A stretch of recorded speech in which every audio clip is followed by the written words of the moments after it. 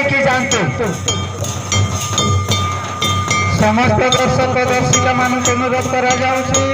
ଯାହା ହଉ ବହୁତ ସମୟ ଲେଟ୍ ହେଇଗଲାଣି, ତେଣୁ ଆପଣମାନେ ବହୁତ ସମୟ ଧୈର୍ଯ୍ୟ ଧରି ରହିଥିବାରୁ ଆପଣମାନଙ୍କୁ ଆମ ତରଫରୁ ଆମ ଅନୁଷ୍ଠାନ ତରଫରୁ ଆମେ ଆପଣମାନଙ୍କ ନିକଟରେ କ୍ଷମା ଭିକ୍ଷା କରୁଛି।